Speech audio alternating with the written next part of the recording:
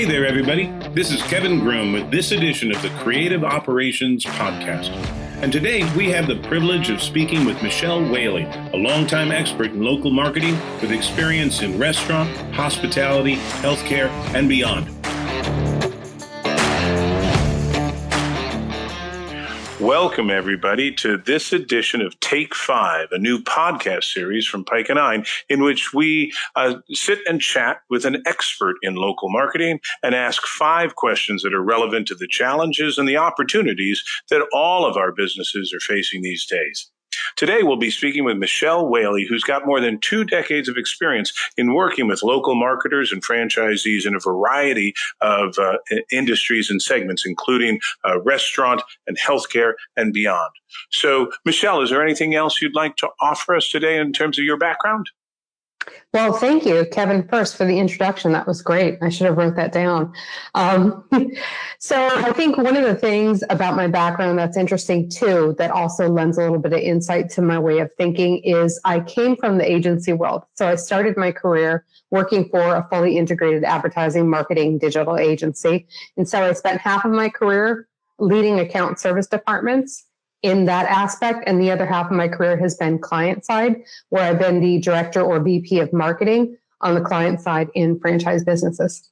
Oh, that's super. And, I've often said that balance of agency and creative expertise, along with a real sensitivity and empathy to what's happening for local marketers in the field, is what's essential to creating an effective marketing operations kind of environment. So it's a really wonderful beginning to our question. So the first one is, knowing that, having that balance with one foot in each one of those worlds, how do you see best leveraging what makes some franchisees strong and also insulates them from some of their the things that might be less familiar to them in the world of marketing and marketing operations? How do you insulate them from risk but also leverage their strengths? Well, I think you first have to come from it on where are they coming from? What is their background? Are they an ops person? Then I put a different hat on when I'm talking to them. It's more of a marketing consultative, marketing 101 approach if they don't have a marketing background. Whereas if it's a marketing person, the last thing you want to do is approach them with marketing 101 and they think corporate doesn't know anything. I know all this stuff already. So I think it's really tailoring your communication to who you're talking to and working with and making sure that they understand what the brand has to offer. There's a reason why franchisees buy into a franchise organization. There's a lot of built-in stability. So helping them and guiding them through what exists for the brand and the resources and the tools that they have, so they don't have to do it all themselves and they know we're here as a resource. That's a super answer, and it actually leads very naturally into my next question, which has to do with the current moment in the pandemic. You've been speaking of brands as a resource for franchisees. And of course, sometimes brands are an enormous library that a typical franchisee would have difficulty navigating in any circumstance. But today, when things are changing from one market to the next and from one moment or one week to the next within markets, how can brands really help their individual local marketers get to what they need when they need it? What are the tips you might offer to folks who are trying to help franchisees at a time when they want to look at the brand as a resource, but maybe don't yet know how fully to engage with it? I think the more that you can communicate, and over-communicate, whether it be a podcast like we're doing now, or whether it be a webinar that you're having weekly or monthly, online training classes that you have, just making sure that you are communicating with the franchisees of all the tools and services that exist at the brand level. Because what I've found in my past life is a lot of times they have no idea because they're so mired down with the day-to-day operations. After all, that's what they should be doing, right? Running their business, making money. The last thing on their mind usually is marketing. So if we can let them know and guide them and let them know where these tools and resources are and how it will help them so they don't have to spend so much time on marketing because a lot of the tools and resources exist, and also sharing best practices that other franchisees have done that have proven to be successful. It's so interesting that you mentioned that. Just on LinkedIn today, there was a great piece about a restaurant brand called Marco's Pizzeria, in which they've been talking about how they've seen their revenues actually rise during the pandemic when so many restaurants are struggling, just to hang on by their fingernails. Marco's is really setting records week to week and month to month in a pandemic environment. And what they talked about in that piece was the way they've reached out to their franchises more, not less, where they've really embraced the franchisees more to offer them kind of a white glove experience at a certain point in time. And one of the benefits that came out of that was they've all become more familiar with resources that have been there for months or maybe years and they didn't know were there, but also have put in context the resources that are particularly relevant, at this moment in time, whether that's wayfinding signage or, menus that have changed and are changing, or policies and procedures that are changing from day to day or week to week. So it's a great example, I think, and for the folks on the call, if you take a look on LinkedIn at the Marco's Pizzeria, you'll find a great case study of how embracing franchisees in the way that Michele is describing is going to have an immediate benefit and could have a long-term benefit too. Speaking of the long-term benefit, I want to turn to brand integrity. So creativity and brand integrity are things that brands talk about all the time, and franchisees sometimes, look at with a little bit of a question mark behind it, because they're so interested in driving revenues or driving, sales tickets or revenue per ticket or whatever their metric might be. But Michele, just a little bit about what's the role of brand and creative in that envelope that you as a brand marketer care for so diligently. What's its role in this kind of crisis time, do you think? Is it more important or is it getting put more on the back burner?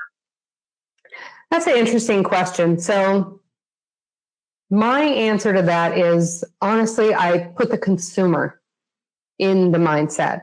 So what is the consumer's mindset? The consumer wants trust. They want reliability. So that makes me say that brands and the essence of the brand and what consumers know and love about a brand is at the forefront. It needs to be at the forefront. Operations are key and are critical, but you need to let your consumers know that you care about them, you're thinking about them, and how you are handling their safety during this particular situation is key. It should be at the forefront of everything that you're doing. The last thing you want is for a consumer, especially in this particular time period, to think you're taking advantage and selling something to them. You want them to know you are here for them and you're here to provide them with tools and resources to make their lives easier. That's super. One of the points that I've noticed as we look at some of the restaurants and franchise brands that are really driven by face-to-face engagements. We've seen the role of the brand in safety communications being a super important thing for franchisees, precisely because we don't want them to get into any kind of legal ambiguity or to communicate something that is even a slight deviation from what really needs to be said at a time when a consistent messaging is more important than ever. So we've seen actually a rise in the use of static assets on campaign drive systems at Pike and in addition to the typical kind of dynamic and customizable templates, we've seen much heavier use of static assets precisely because the brand knows that sometimes that authoritative message from on high is really comforting to users. At the same time, splitting the difference between what a brand is saying and what health professionals or the health infrastructure, whether that's CDC or WHO, whoever it might be, making sure that those messages from authoritative sources are clearly delineated from the brand, but are still delivered by the brand is another thing that I think has been really important, in the current circumstance.